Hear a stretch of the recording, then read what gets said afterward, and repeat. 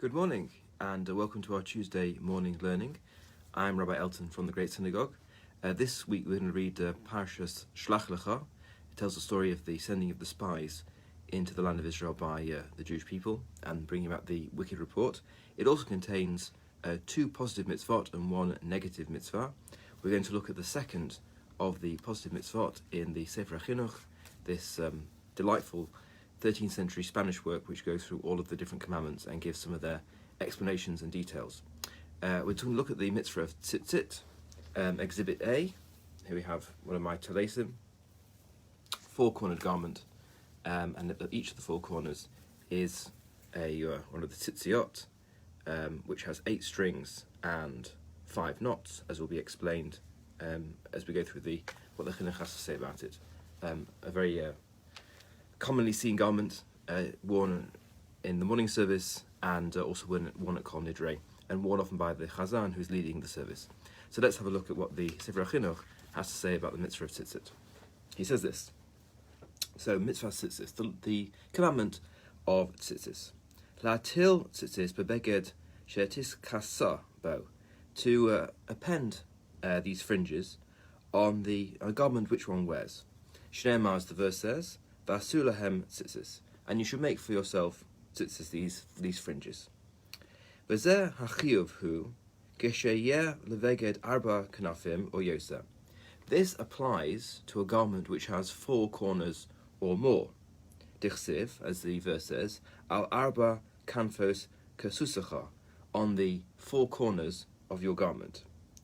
V'yesh bichlal arba chamesh or yosa, but included in this requirement to put tzitzis on a garment of 4 corners is if the garment has 5 or more corners. It's just you only put tzitzis on 4 of them. The other corners you leave without tzitzis, but if there's more than 4, the garment still has an obligation upon it to have tzitzis attached. V'yeh shi'uro gadol kedei sheyuchal lihishkasos bo rosho v'ro gufo shel koton. And what is the minimum size of a garment which requires tzitzis? It's a garment which can cover the head and most of the body of a child, who is of an age where he's able to be sent to the market on his own, or on her own, without a guardian, without somebody accompanying them. Lefi hadomer shesman zehu kvar shis kvar sheva, about 6 or 7 years old. So the minimum size of a garment that one has to apply tzitzis to is the size that can cover the head and most of the body of a 6 or 7-year-old child.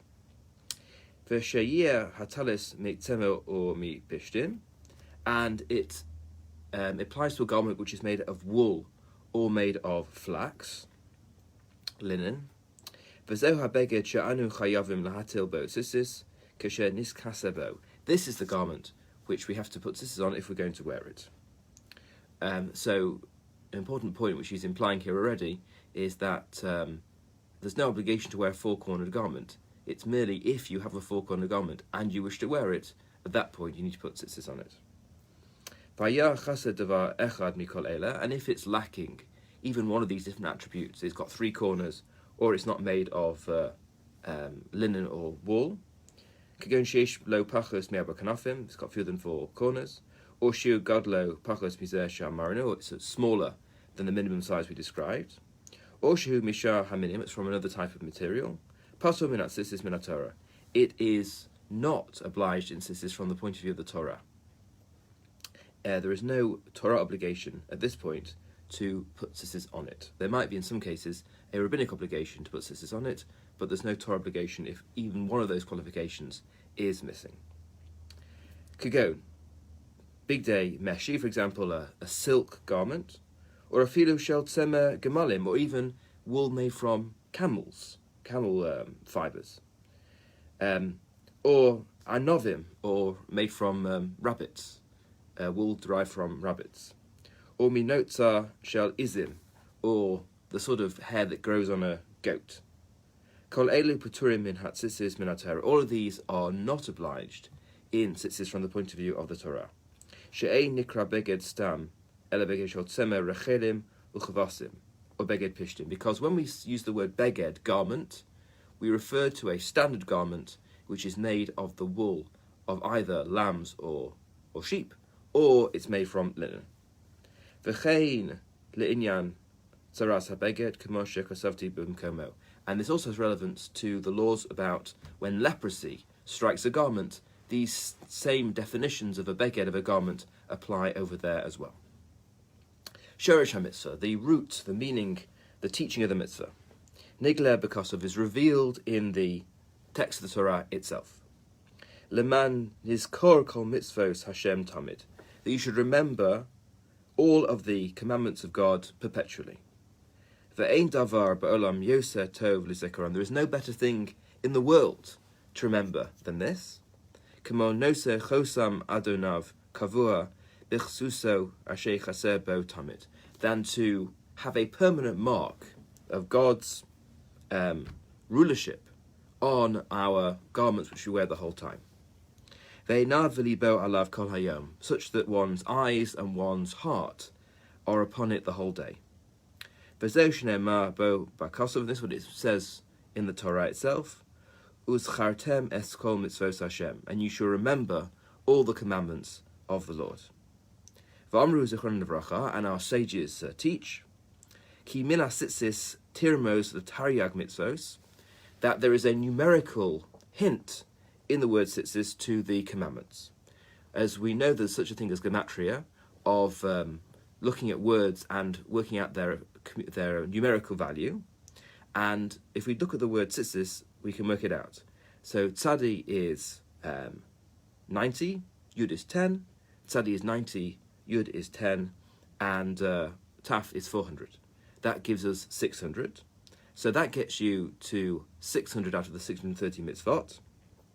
Im seiruf shmona chutim shebet tzitzis, and then you add on the 8 threads of the tzitzis, v'chamisha ksharim shebo, and the 5 knots which are used to tie them up, and then you get 613.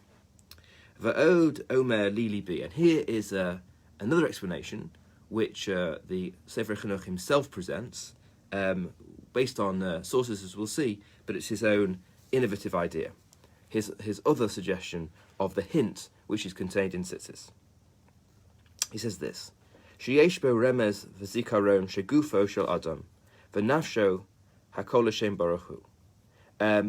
There is a remembrance, there is a reference to a person's body and his soul, all of which he owes to God. Ki halavan remez laguf, because the white of the tzitzis is a hint towards the body. Shehu min haaretz, shenivreis min hasheleg shehu lavan. Because, he's about to quote a source of this, the first man, Adam, his body was made from snow, which is white. Kid Ashkechan, Bepirkei Rabbi Eliezer, and he brings a source from a midrashic work. Haaretz mehechan nivreis misheleg shetechas kisei kavod. What was the earth that was used to make the first man? It was the snow which is found under God's throne of glory. Now that is obviously a very mystical and difficult to grasp idea, but that's at any rate what the source says. In this system of symbology, it's white snow, and therefore it's white tzitzis.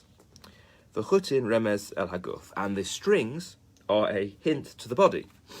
Ki inyan amram ki techilas brias haguf hu ke'ein chutin, because when somebody is first developing as in embryo state, I'm going to sneeze.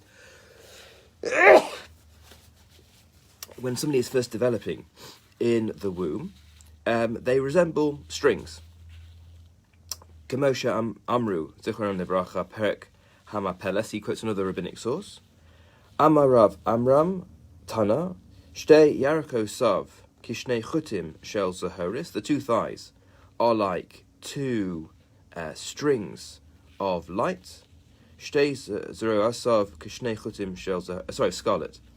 And the 2 legs are like 2 strings of scarlet. Hatacheles, and the blue. So now we don't have blue very often in our talitot, in our tzitziot, although some people have reintroduced the blue. one string was supposed to be taken from or dyed with the blue dye of a particular mollusk, which was known in ancient times and since lost. Some people think they've refound it and they now use it again, but the original biblical and Talmudic Tzitziot had this blue string as well. What does the blue string refer to? Asher eino ke'ein harakia refers to the firmament. Yirmo the nefesh shehi min ha'elyonim, and this refers to the soul, which of course comes from the higher heavenly realms. V'lazer ramzu ba'amram. What distinguishes this techeles, this blue colour, from all of the different colours? Because techeles, this blue, resembles the sea, which is where it comes from, of course. It comes from a mollusk. And the sea reflects the sky, the firmament. And the firmament is itself a reflection, resembles the throne of glory. Shneimar, as the verse says, Vayiru es Elokei Yisrael v'gomer. When they saw, there's a very perplexing verse which describes the elders seeing God in some sense, and when they saw God, B'mar'eh Even Sapir Demos Kisei, it says his throne, God's throne, was like a sapphire, was like a blue sapphire. V'takas kisei covered makom she nefashos hat tzadikim gunuzos sham, and under the throne of glory is where the souls of tzadikim, the souls of the righteous, are stored away. So that's the place we all seek to go to eventually. Mivnei kain amru she korchin chut hat cheles al halavan, and that's why we wrap round the blue thread around the white. She nefesh hi ha Elyona, because the soul is superior to the body, therefore it goes over the body in a conceptual sense, and the strings in a physical sense go over. The blue string goes over the white strings. V'aguf tachton, because the body is lower down. Va'amru she'osim imenu sheva krichos or shalosh esrei. You can have, in terms of these wrappings, you can have 7 or 13. L'remes harakia va'avirim shebenehem, to correspond to the firmaments and to the areas of space between those firmaments. Kamosha amarnu, as it says, Tana hapoches lo yivchos misheva. You can't have fewer than 7 wrappings. Hamosif lo yosif al shlosh esrei. You can't have more than 13.